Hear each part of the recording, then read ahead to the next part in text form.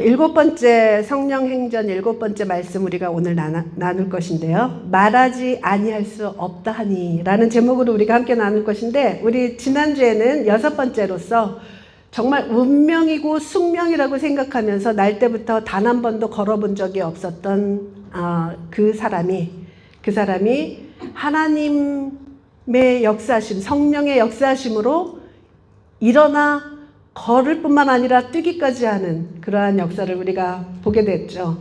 그 말씀이 연속이 돼서 오늘 우리 함께 나눌 것입니다. 그래서 사도행전 3장 11절에서 4장 22절 말씀인데, 우리가 오늘 읽을 부분은 앞부분과 뒷부분 이렇게 읽겠습니다. 그래서 3장 11절에서 12절 말씀을 우리 함께 다 같이 읽겠습니다. 시작. 나은 사람이 베드로와 요한을 붙잡으니 모든 백성이 크게 놀라며 달려나아가 솔로몬의 행각이라 불리우는 행각에 모이거늘, 베드로가 이것을 보고 백성에게 말하되, 이스라엘 사람들아, 이 일을 왜 놀랍게 여기느냐? 우리 개인의 권능과 경건으로 이 사람을 걷게 한 것처럼 왜 우리를 주목하느냐? 4장 16절에서 22절 말씀 우리 읽겠습니다. 시작. 이 사람들을 어떻게 할까?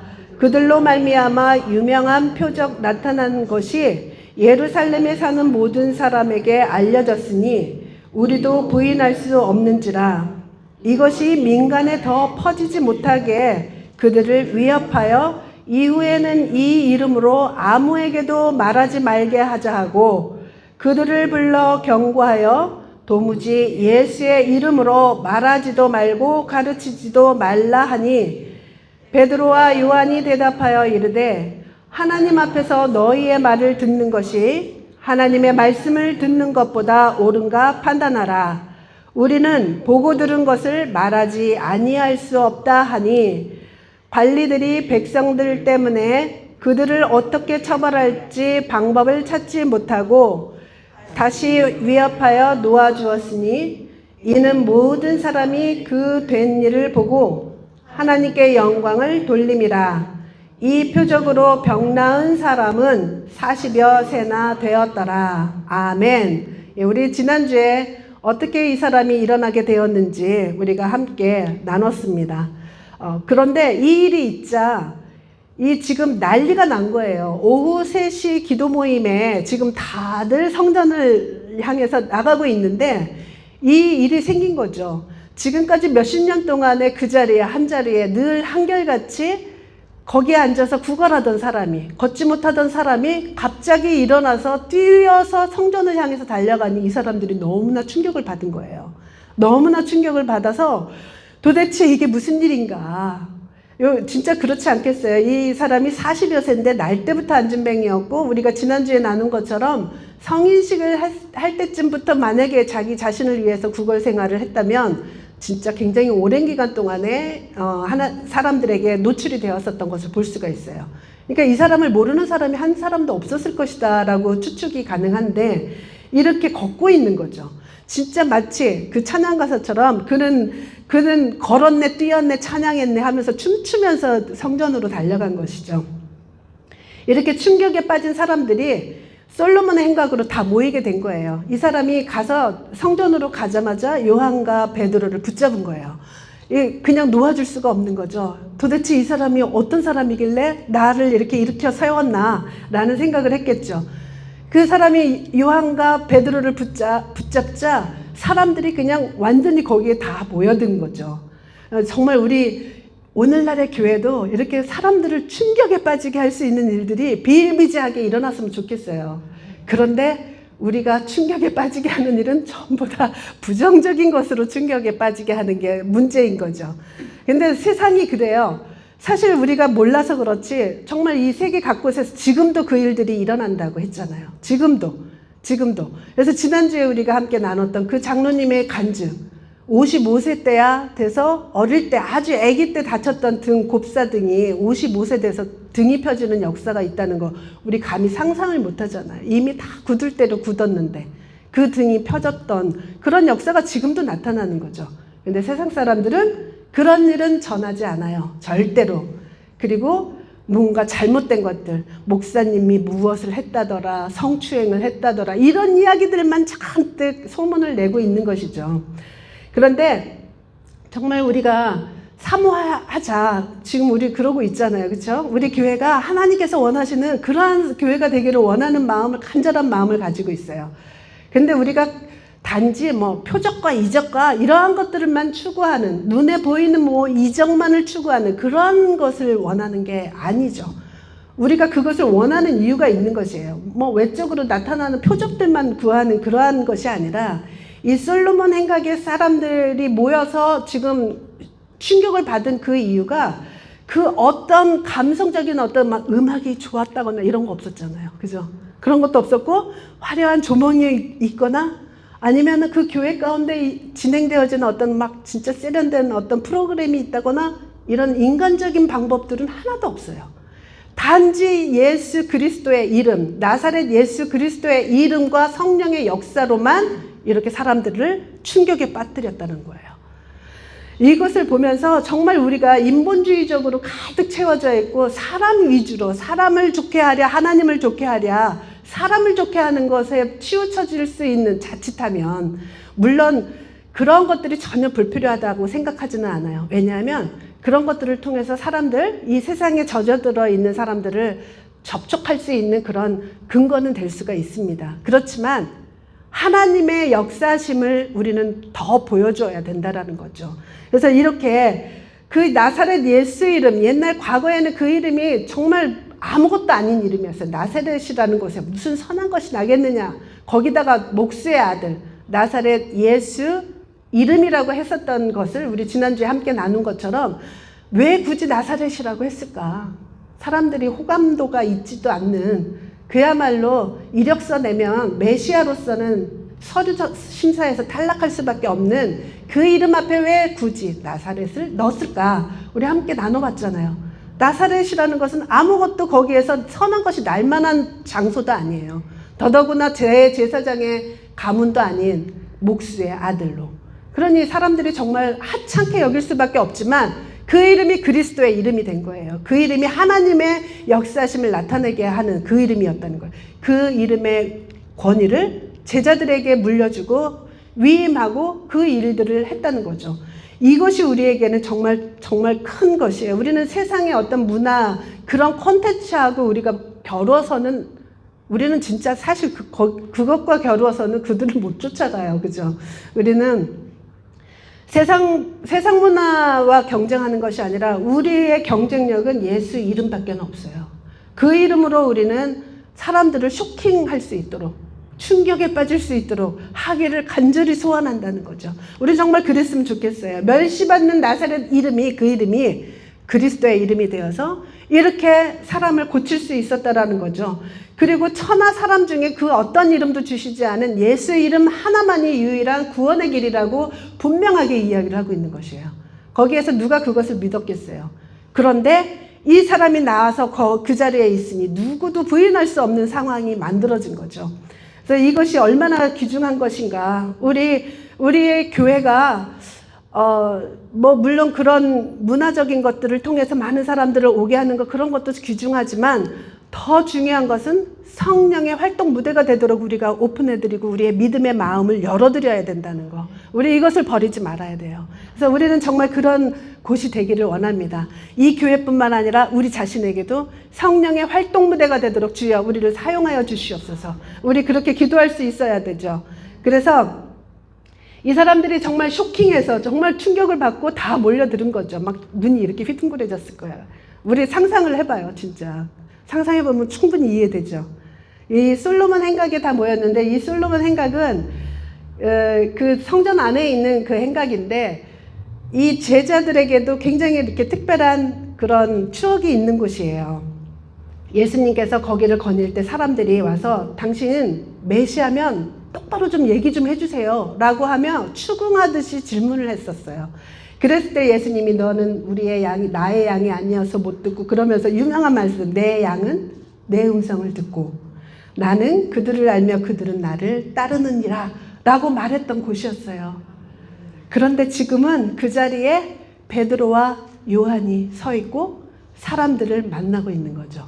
그 사람들이. 과거에는 예수님이 그 자리에 있어서 사람들이 자기를 하나님이라고 하니까 돌로 쳐서 죽이려고 했었던 그런 자리였고 그곳이에요. 그런데 제자들이 그곳에 서 있는 거예요. 이제는 하나님의 영을, 성령을 받고 그 자리에 서 있는 거예요. 이러면서 이 사람들이 도대체 이게 무슨 일인가 하면서 이제 이 두 사람을 주목해서 바라보고 있었겠죠. 그런데 성령이 임하면 태도가 완전하게 변합니다. 이 제자들이 그것에 대해서 뭐라고 얘기하냐면, 이 사람들아, 이 일을 왜 놀랍게 여기느냐? 우리 개인의 권능과 경건으로 이 사람을 걷게 한 것처럼 왜 우리를 주목하느냐? 옛날 과거에 이 사람들은 이런 사람들이 아니었어요. 높은 자리를 원했던 사람이에요. 내가 조금 더 높은 자리가 필요하고, 그래서 요한과 야고보는 엄마까지 동원해서, 어머니를 동원해서 우리 아들 주님의 왼쪽에 한 사람은, 하나는 오른쪽에 놓아주십시오 하고 막 구하기까지 한 사람들이었어요. 그러니까 늘 언제나 거긴 그 두 사람만 있는 게 아니라 다른 사람들이 그 얘기를 듣고 막 화를 냈잖아요. 화를 낸 거는 뭐냐면 똑같은 마음이었다는 거죠. 아니 왜 너희들만? 나도. 이러면서 전부 높은 자리를 원했었던 그런 사람이에요. 그런데 성령이 임하자 자기 자신에게 바라보아주는 어떤 시선에 대해서 전혀 관심이 없는 거예요. 이제는 내가 높은 자리, 높은 곳, 내가 유명해지는 것, 그거 전혀 관심이 없어요. 오히려 이 사람들이 주목하고 바라볼 때 이 사람은 자신을 높이는 데 쓰지 않고 그 시간에 복음을 전해버렸어요. 막 집중하고 있을 때 나 이런 사람이야 하고 자기 자신을 드러낸 것이 아니라, 그때 오히려 성령님이 주시는 말씀을 전하면서 복음을 다시 전한 거죠. 당신들이 죽인 예수 그리스도, 그분이 그리스도였다. 너희들 모르고 그랬지만, 이제 회개하고 다시 새롭게 함을 받으라. 이런 말씀을 막 전하는 거죠. 이 사람들이 완전히 변했어요. 성령이 임하면 자기 자신에 대해서 포커스하지 않아요. 하나님께서 포커스를 해요. 내 이야기 하나도 중요한 거 없어요. 사람을 만나도 내 얘기가 중요한 게 아니에요. 하나님 얘기를 하기를 원하는 거죠. 이게 성령 받은 사람의 특징이 되는 거죠. 그래서 이와 같이 자기가 주목을 받고 있을 때 오히려 그 자리를, 주목받는 위치를 복음으로 대체를 하는 거예요. 내가 아니라. 이것이 바로 하나님의 사람이고 성령의 임하심이 바로 이러한 증거로 나타난다는 거죠. 이렇게 막 예수 그리스도, 당신들이 죽인 예수님께서 살아나셔서 지금 이 사람을 그 이름으로 치료했다라고 이야기를 하는데, 그때 종교 지도자들이 온 거예요. 사두개인들과 그리고 성전 맡은 자들, 뭐 제사장들 이렇게 다 와서 그 설교를 딱 듣고 너무 싫어했던 게 부활했다고? 부활하면 안 되는 거죠. 왜냐하면 이 사람들이 죽였잖아요. 죽였는데 부활하면 안 되는데 부활했다라는 이야기를 하고 있는 거예요. 그런데 자신의 그 정당성을 뭔가를 해야 되는데 이 진짜 막 벌어지는 일들이 어떻게 막을 길이 없는 거예요. 실제적으로 살아난 이것, 자기들도 봤을 거 아니에요. 그렇죠? 성전을 그렇게 많이 수도 없이 다니던 그 사람들이 거기에서 매일같이 안진뱅이가 되어서 구걸하던 그 사람인데 서 있는 거예요. 여기에 모든 사람이 목격하고 이 일을 어떻게 하냐고요, 이 사람들이. 그래서 막 진짜 고민이 되는 거죠. 근데 참 어떠한 상황에서 같은 말씀을 듣고 같은 증거를 내가 들었을 때 반응하는 것은 전혀 다른 반응이 나타나요. 어떤 사람은 내가 잘못 알았구나 하고 금방 돌이키는 사람이 있어요. 근데 또 어떤 사람은 뭔가 좀 내가 잘못 알았나 본데 하고 이렇게 조금 생각하는 시간을 가질 수가 있겠죠. 그런데 어떤 사람들은 끝까지 인정하지 않고 자기의 생각을 고수하고 가는 사람들이 있는 거죠. 우리 지난주에 나눴던 그 백기현 장로님의 간증에서 그분이 55세 때 돼서야 하나님을 진짜로 받아들인 게 아니에요. 사실은 하나님께서 강권적으로 역사하셔서 그 허리를 펴줬기 때문에, 등을 펴줬기 때문에 진짜 하나님을 만난 것이지, 그 이전까지는 자신의 그 장애를 덮고 싶어서 나는 세상적으로 성공할 거야, 이것으로 가득 채워져 있었어요. 그래서 성공도 했습니다. 성공도 하고 러시아에 가서 공연도 하고 성악가였는데 공연도 하고 크게 성공을 하다가 마지막에 거기에서 결정타를 맞은 거죠. 다 망한 거예요. 그러니까 자기 자신을 지탱할 수 있었던 것은 세상적인 성공과 명예와 명성이었어요. 그래서 교회를 그동안에 그 음악 선생님의 인도를 따라서 다니기는 했지만 이 사람이 전혀 그것을 받아들이지를 않았어요. 일부러 막았던 거예요. 자기 자신이 그랬대요. 일부러 막았대요. 왜냐하면 하나님이 그런 거 모두 다 내려놓으라고 할까 봐, 다 빼앗길까 봐. 우리 그런 사람 많잖아요. 예수님 믿으면 내가 하고 싶은 거 다 못할 것 같고 내가 다 버려야 될 것 같고 그래서 하나님 앞에 더 가까이 나가지 못하는 그런 사람이 많은데 이 사람이 그랬던 거예요. 이 장로님이. 그랬다가 나중에는 정말 그렇게 쫄딱 망하자 이제는 살 용기가 없는 거죠. 왜냐하면 자기가 지탱하고 있었던 것을 다 잃어버렸으니까. 그랬을 때 마지막 막다른 골목에서 하나님을 그렇게 만난 거죠. 이렇게 끝까지 55년이라는 세월을 하나님을 거부하고 사는 거예요. 교회는 나가요. 교회는 나가는데 거부한다는 거죠. 우리 그런 사람 많을걸요. 많을 거예요. 이렇게 했는데 이 제사장들과 종교 지도자들이 바로 그거였어요. 인정하지 않는 거죠. 지금 무슨 일이 일어나고 있는 거 자기네가 봐도 진짜 이것은 어떻게 할 길이 없고 그 자리에 있었던 사람이 5,000명이나 되는 사람이 봤다는 거죠. 그냥 뭐 한두 사람 본 것도 아니에요. 그럼 한두 사람 입만 막으면 되잖아요. 그런데 5,000명이나 믿게 되고 그랬다는 거죠. 이 수많은 사람들의 입을 어떻게 다 막겠어요. 그런데도 이 마음이 강팍하니까 꼭 바로왕같이 끝까지 이것을 거절하고 거부하고 받아들이지 않고 오히려 입틀막, 입이라도 막자. 이거 일어난 일은 어쩔 수가 없는 거예요. 본 사람이 있으니 어쩔 수가 없어요. 그런데 이거 소문이 더 이상 퍼져나가지 않게만 하자라고 생각을 하면서 급기야 자신의 권력을 사용해서 체포를 하는 거죠. 가둬버렸어요. 감옥에 가둬버리고 진짜 이때부터 그 박해의 그림자가 막 그 어두운 그림자가 쫓아오는 것 같지 않아요? 예. 이렇게 이 장로들이 가둬두고 밤새 이제 고민했겠죠. 잠도 안 왔을 거예요. 이 일을 어떻게 해야 되지? 이제 다음날 아침에 이 사람들이 고민을 하다가 그렇게 이제는 입을 막자. 이거밖에는 없다라고 생각을 한 거죠. 그래서 다시는 무슨 권세와 누구의 이름으로 이 일을 행하였느냐 물어보니까 당연히 뭐 그냥 담대하게 얘기하죠. 그랬는데 이전에 베드로라면은 좀 위압감을 느꼈을 거예요. 그런데 전혀 그렇지 않아요. 성령으로 충만하니까 그 지위 고하를 막론하고 누가 말을 하던 자신 안에 있는 그 진리의 말을 전할 수밖에 없는 거예요. 성령에 충만하니까. 충만이라는 것은 더 이상 채울 것이 없는 것이 충만이에요. 그러니까 성령으로 충만하니까 자기의 생각과 자기의 어떤 지혜가 개입할 공간이 없는 거죠. 그러니까 성령님이 말씀하시는 것을 그대로 말하는 거죠. 그래서 이렇게 옛날 과거 같으면 그렇게 안 했을 텐데 아마 이 사람들이 알 거예요. 저 사람 옛날에 과거에 예수님이랑 같이 다녔는데 한번 물어보니까 저 예수님 몰라요. 그랬던 사람이야. 위협하면 분명히 꼬리 내릴 거야 라고 생각할지도 몰라요. 그죠? 그래서 그렇게 얘기를 했던 건데 뭐라고 얘기하냐면은 무슨 이름으로 이 일을 행하였느냐 그랬을 때 담대하게 복음을 전해버려요. 여기에서 보면은 사도행전 4장 10절에서 12절 말씀을 먼저 함께 10절 말씀을 읽겠습니다. 시작. 너희와 모든 이스라엘 백성은 알라. 너희가 십자가에 못 박고 하나님이 죽은 자 가운데서 살리신 나사렛 예수 그리스도의 이름으로 이 사람이 건강하게 되어 너희 앞에 섰느니라. 너무 정확하게 그냥 얘기하는 거예요. 돌려 얘기하지도 않아요. 어떻게 하다 보니까 그랬어요. 이러지도 않아요. 정말로 예수 그리스도의 이름. 이 사람들이 진짜 활짝 놀랐을 것 같아요. 얼마나 찔렸겠어요. 그죠? 너희 앞에 섰잖아. 보잖아요. 당신들 보죠? 이렇게 서 있어요. 치료받았어요. 이렇게 얘기하는 거예요. 그리고 11절을 함께 읽겠습니다. 시작.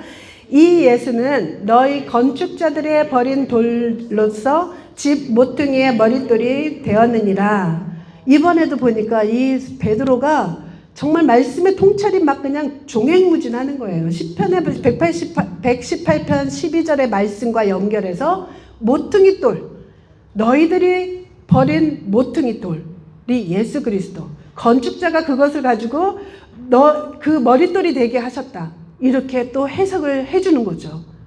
진짜 우리 처음에 얘기한 것처럼 베드로가 머리가 진짜 열렸어요. 깨었어요. 그래서 시편의 말씀, 그때도 그랬죠. 구석진 말씀이 어떻게 예수님을 말하는 건지를 알고 그렇게 연결해서 통찰력 있는 말씀을 이렇게 전하는가. 예, 이거는 진짜 이 지금 대제사장들이나 이런 사람들이 경악을 금치 못했을 거예요. 놀라는 이유가 그 중에 하나가 저 사람들 배운 바도 없는데 어떻게 알지? 나도 모르는 것을. 이렇게 막 진짜 놀래고 있는 거죠. 12절을 함께 우리 읽겠습니다. 시작.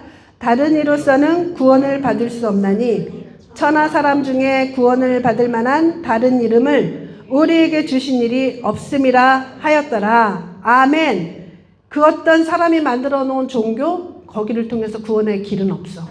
예수 그리스도만이 유일한 구원의 길이다라고 선포를 하는 거예요. 이 말씀은 정말 우리 신학에서 가장 애기 쓰고 정말 필요한 거예요. 우리 다른 곳에 구원이 없다. 이것을 어떻게 베드로가, 이 사람들은 지금 뭐 서울대도 나오고 막 그냥 막 그랬을 거 아니에요. 공부 엄청나게 한 사람들인데 이 사람들은 억울한 말이에요. 근데 어떻게 이렇게 알고 있지? 너무 놀랄 수밖에 없는 거죠. 그래서 이와 같이 정말 신학 중에서 가장 구원론으로서는 우리가 절대로 잊어서는 안 되는, 어디에서도 우리는 이 말씀만은 붙들고 있어야 할 그 말씀이 베드로의 입에서 나왔다는 거예요. 이 성령에 취하면 성령님께서 깨닫게 해주시는 거죠. 그래서 이렇게 모든 지식들을 통합할 능력까지도 하나님이 주신 거예요. 여기서 듣고 저기서 들었던 이것들이 쫙 깨어지면서 아, 예수님만이 구원의 길, 유일한 길이구나. 이것을 말할 수 있는 것이 되는 거죠. 그렇기 때문에 성령이 임할 때 이렇게 자신의 그 이야기들을, 자신의 그 깨달은 바 진리를 담대하게 말할 수가 있는 거죠. 그리고 성령이 임하면 더 이상 사람들이 두렵지 않아요. 누구도 두렵지 않아요. 그곳에 있는 모든 사람들 정말 다 높은 사람들이에요. 조금만 잘못하면 자기 죽임당할 수 있는 거예요. 예수님이 죽임당했는데 자기네들은 오죽하겠어요. 그런데 전혀 두렵지가 않은 거죠. 오히려 그 진리의 말씀을 지혜의 말씀과 접해서 같이 부인할 수 없도록 만드는, 정말 그 통찰력 있는 이러한 모습을 보이게 된다는 거죠. 아무도 반박할 수가 없어요. 지금 거기에 있는 사람들이 어떻게라도 꼬투리를 잡아서 이 말을 못 전하게 해야 되는데 오히려 더 설득력 있는 말만 계속하고 있는 거죠. 이 사람들 생각에는 예수님만 제거하면 다 끝났으리라고 생각을 했는데 이거는 뭐 그냥 막 복제가 돼버린 것 같아. 예수님이 제자들이 막 생기면서 오히려 예수님이 몇 사람으로 복제가 돼가지고 더 이제 맞기 힘들어진 상황이 된 거죠.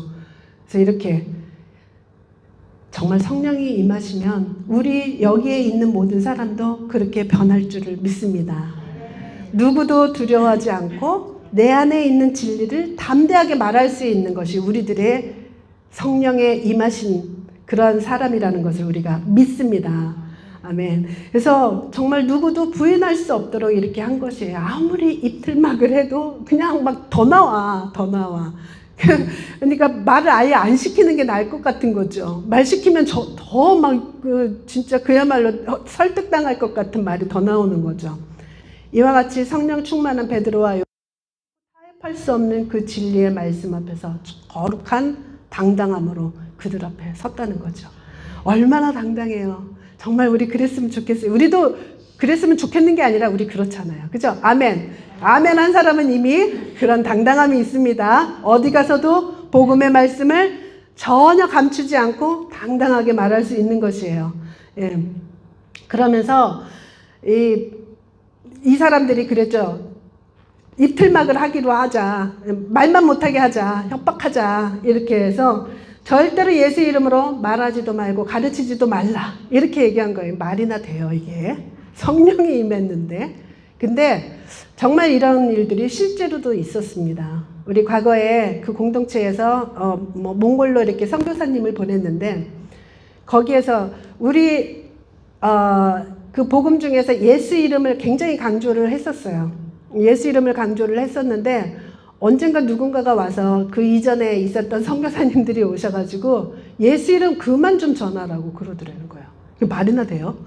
그래가지고 아니 어디 무슨 권한으로 그러느냐. 이 진짜 사람이 선교사 정도가 되면은 그러한 일들이 성경에 있는지도 다 알 텐데 잠깐 속으면은 그렇게 쓰임을 받기도 하나 봐요. 그러니까 참 우리가 조심해야 돼요. 잠시 잠깐 내가 넋을 놓고 있다가 나도 모르게 그런 사탄의 할 이야기들을 내가 할 때가 있을 수 있다는 거예요. 그래서 절대로 우리 정말 넋을 놓고 있거나 뭐 마음을 내려놓고 있거나 그러면 안 돼요. 우리가 그렇게 쓰임 받을 수가 있다는 거죠. 그래서 정말로 그렇게 예수 이름 전하지 못하게 하는 그런 게 어떻게 말이 되겠어요. 그죠? 근데 그런 일이 있다는 거죠. 근데 이 사람들이 다시는 얘기하지 말아라. 가르치지도 말고 전하지도 말아라. 이렇게 얘기한 거예요. 그런데 베드로가 네 알겠습니다 하고 그냥 빠져나와서 난 해야지 그렇게 안 했어요. 우리 그렇게 사람의 지혜는 그거예요. 그냥 그 앞에서 이렇게 수긍하고 밖에 나가서 하면 되지. 이게 진짜 이게 사람의 지혜예요. 잘못된 강교한 지혜. 과거에 우리 중국에 있는 자매가 수많은 사람들이 잡혀가는 거예요. 잡혀가니까 어느 날 물어보더라고요. 가서 잠시 잠깐 내가 다시는 예수님 전하지 않겠다라고 얘기하고 나와서 하면 되지 않겠느냐. 이렇게 얘기를 하더라고요. 잠시만 내가 부인을 하면 나와서 얼마든지 더 큰 일을 하는데 들어가서 있으면은 아무것도 못하지 않느냐. 그거에 대해서 어떻게 생각하느냐. 이렇게 물어보는 거예요. 근데 저번에 한번 이제 북한 갔다가 거기 거쳐서 올 때도 그때도 그 얘기를 하더라고요. 그래서 할 수 있는 얘기란 정말 내가 그 입장이 되지 않았기 때문에 그렇다라고 얘기할 수도 있겠지만 우리는 하나님의 말씀에 써 있잖아요.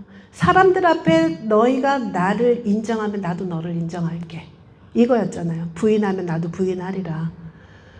베드로도 그 앞에서 잠시 부인하고 나가서 그냥 믿고 다니면 되잖아요. 그렇지만 통회하고 애통했던 것이 회개했던 것이 그거였는데 그것처럼 사람의 지혜는 지금 잠시 잠깐 우리가 굉장히 지혜롭다라고 생각하지만 절대로 그렇지 않다는 거예요. 그래서 우리는 하나님의 그 지혜를 의지해야 된다는 거죠. 그래서 이 사람들이 하는 이야기가 뭐냐면 너희 말을 듣는 것이 하나님의 말씀을 듣는 것보다 옳은가 판단하라. 막 가르쳐 이제는. 막 가르쳐요. 잘 생각해봐라. 니네 말 듣는 게 옳아. 하나님 말을 듣는 게 옳아. 하나님 말을 들어야지. 당신들보다 하나님이 훨씬 높은 사람이잖아요. 그렇죠. 그러니까 그것을 얘기하는 거예요. 완전히 통쾌하게 한 방 날린 거예요. 이 권력의 휘두름에 더 이상 이제 두려워하지도 않는 이 모습을 볼 수가 있는 것이에요. 아무것도 위협이 될 수가 없어요. 그냥 전하는 것뿐이 없는 거죠. 그래서 우리는 보고 들은 것을 말하지 아니할 수가 없다. 내가 보고 들은 것, 이것을 나는 전할 수밖에 없다. 이 성령이 임한 사람의 담대함입니다. 성령이 임한 사람은 세상적인 그것과 타협하지 않아요. 그래서 성령 충만의 증거는 이렇게 증인이 되는 거죠. 우리 예수님께서 말씀하셨었죠. 오직 성령이 너희에게 임하시면 너희가 권능을 받고 너희가 그 권능으로 예루살렘과 온 유대와 사마리아와 땅끝까지 복음을 전하는 그 증인이 내 증인이 되리라 라고 말한 것처럼 이들은 정말 성령이 임하자 권능을 받고 어디에서도 두려워하지 아니하며 하나님의 그 복음의 말씀을 전했던 것이에요. 그래서 이것이 바로 성령 충만의 가장 큰 증거가 될 수가 있습니다. 자, 보혜사라는 말의 헬라어로는 파라클레토스라는 것을 우리가 아는데 파라클레토스라는 것인데 이것은 법정에서 변호인을 이야기를 해요. 그래서 성령이 충만하다, 내 안에 보혜사가 계시다 하는 것은 내 안에 변호인 파라클레토스가 계시다 라는 의미예요. 그러면 누구를 변호를 하느냐? 우리는 주로 나를 보호하고 나를 변호하고 나를 위로하고 다 나밖에는 없어요. 그런데 생각을 해보세요. 이 보혜사 파라클레토스, 이 변호하시는 분은 예수 그리스도를 변호하는 거예요. 내 안에서 예수님이 누구인지를 말씀해 주시고 예수가 누구인지 드러내게 하시고 깨닫게 하시고 전하게 하시는 거예요.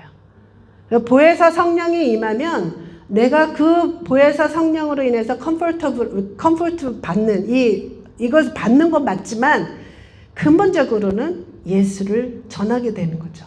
그래서 우리 그 증거하고 사는 것이 바로 성령이 보혜사가 임했기 때문에 내가 증거할 수 있는 거예요. 이 베드로도 바로 성령이 임하자 보혜사가 임하자 그 변호해주는 예수 그리스도가 그리스도이고 너희들의 죄 때문에 대신 죽었고 이러한 이야기들을 담대하게 전할 수가 있는 거예요. 베드로가 변호인처럼 된 거죠. 이렇게 우리 정말 성령이 임하시면 예수님이 누구이신지를 담대하게 말할 수 있는 것이 바로 성령의 충만함을 받은 사람입니다. 우리도 정말 크고 작은 일에 하나님의 그 증인으로서의 삶을 살기를 원해요. 증언이라고 해서 뭐 거창한 어떤 기적이 나타난 일만을 말하는 건 아니에요. 물론 그런 기적이 일어나고 하나님만이 하실 수 있는 그러한 일들을 우리가 경험을 하면 정말 너무나 감사한 일이죠. 우리를 사용하실 거니까. 그렇지만 꼭 그것만은 아니라는 거죠. 내 일상의 생활 속에서 나의 마음이 변화되는 것, 내가 절대로 변할 수 없을 것 같은데 변한 것, 이것도 엄청난 성령님의 역사이시고 하나님의 일이세요. 그래서 우리는 이렇게 하나님의 역사하심의 일들을 크고 작은 것들을 매일마다 우리가 조금만 바라보면 그 안진뱅이가 그들을 바라볼 때 그냥 이렇게 본 게 아니라 그랬죠. 어떤 일이 벌어지나 하고 이렇게 봤다 그랬죠. 우리 기도하고 난 다음에 바라봐야 되는 것도 그런 모습으로 그런 눈으로 바라봐야 돼요. 어떻게 역사하시나. 우리의 삶을 만약에 그런 눈으로 보기 시작하면 하나님의 역사하심을 더 많이 발견할 것입니다. 그것이 우리의 증거의 삶이 되기를 원해요. 증인의 삶이 되기를 원해요. 성령이 임하시면 그래서 우리의 말의 관성이 바뀌어요. 그러니까 관성이라는 것은 매일같이 했던 대로 돌아가는 거잖아요. 불평불만한 사람은 그 관성이 생겨서 계속 무슨 일을 해도 불평불만을 해요. 관성이 생겨서 정말 누군가를 비판하는 말만 하는 사람 비판만을 해요. 자꾸 되돌아와요. 그런데 성령이 완전하게 임하면 이 베드로가 변한 것처럼 우리들의 말의 관성도 변하게 돼 있다는 거죠.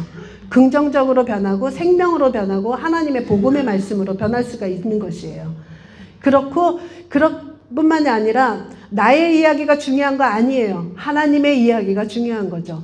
내 스토리를 전하려고 하는 것보다는 하나님의 이야기들, 하나님이 내 삶에서 어떤 역사를 했는지를 이야기하는 것을 즐거워하는 것. 이것이 바로 성령이 임할 때 바뀌는 것이에요.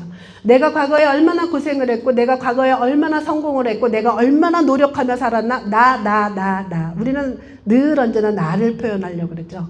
그런데 성령이 임하시면 하나님을 표현해요. 내 삶에서 하나님이 이렇게 일하셨어요.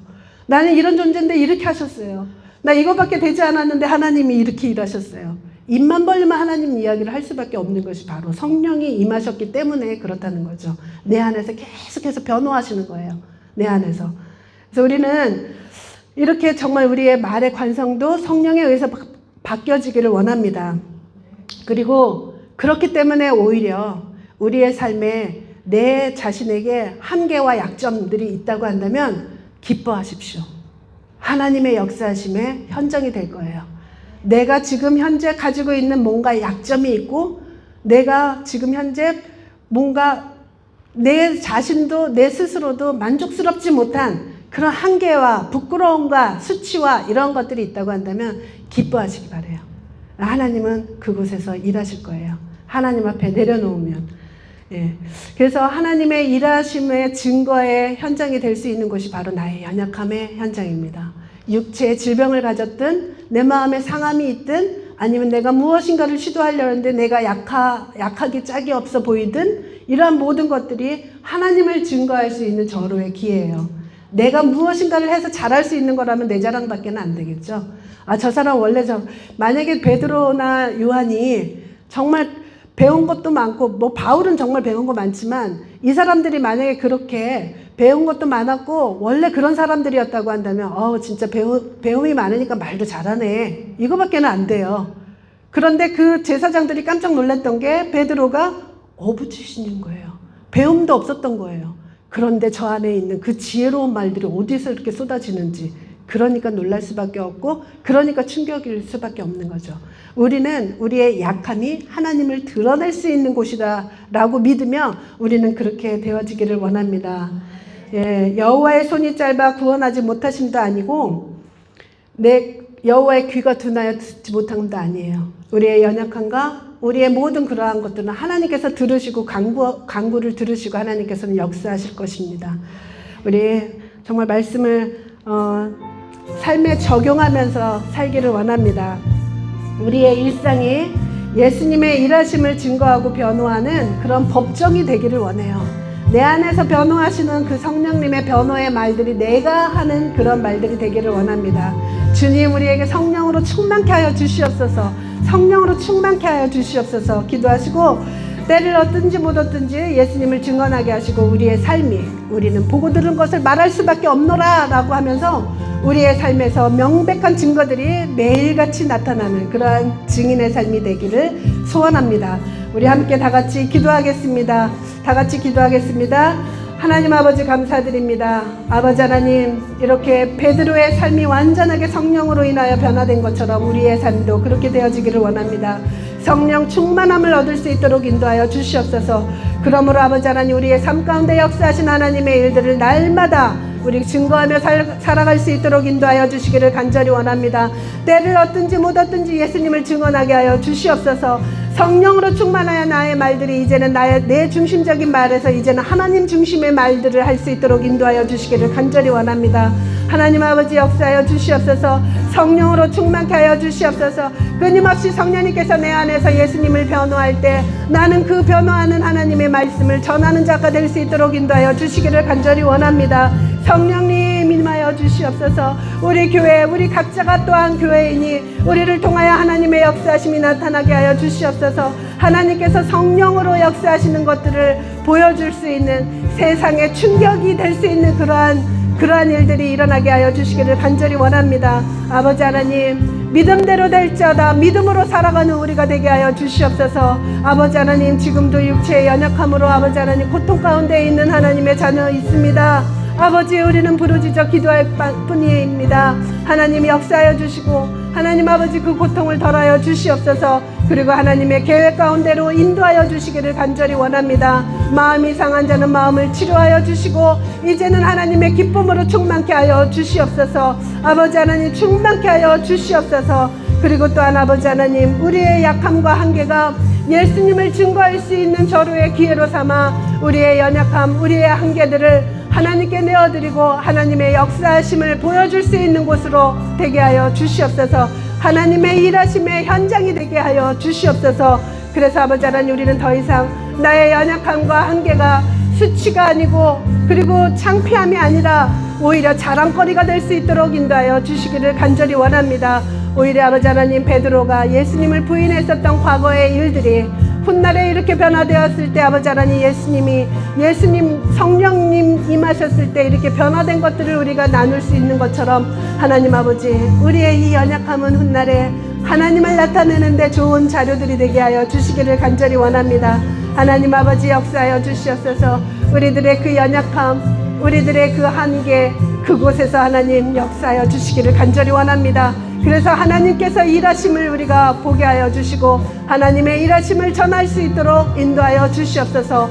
성령님 역사하여 주시옵소서. 우리를 오늘도 사용하여 주시기를 간절히 원합니다. 하나님께서 마음껏 역사하실 수 있는 우리 각자의 교회가 되게 하시고 우리의 공동체가 되게 하여 주시옵소서. 그러므로 세상이 충격에 빠질 수 있는 아니 저 사람이 과거에 그런 사람이 되지 못했었는데 어떻게 저 사람이 하면서 아버지 놀람이 있는 그러한 삶이 될 수 있도록 우리를 축복하여 주시옵소서. 우리 아버지 하나님 어린아이와 같이 하나님의 도우심 없이는 살 수 없는 그런 존재임을 날마다 고백하며 하나님께서 우리의 성령으로 임하셔서 성령으로 우리를 이끌어 주시는 그러한 삶이 우리 매일의 삶이 되게 하여 주시옵소서. 일상이 되게 하여 주시옵소서. 하나님 아버지 감사드립니다. 성령님 감사합니다. 우리 아버지 하나님께서 우리를 구속하여 주시고 우리에게 성령을 주시고 성령으로 아버지 하나님 예수 이름의 그 권세를 가지고 이 세상 가운데 승리하게 하시는 하나님 감사드립니다. 우리 한 사람 한 사람 사람으로 보았을 때는 나를 포함하여 얼마나 연약합니까? 그러나 아버지 하나님, 우리 안에 있는 하나님의 이름 예수 이름이 있음을 알고 그 이름으로 우리가 하나님을 드러내며 살아가는 우리가 되게 하여 주시옵소서. 하나님 아버지 감사드립니다. 아버지 감사드립니다. 아버지 감사드립니다. 예수님의 이름으로 기도드렸사옵나이다. 아멘. 아멘. 자, 우리 성찬 준비해 주시기 바랍니다.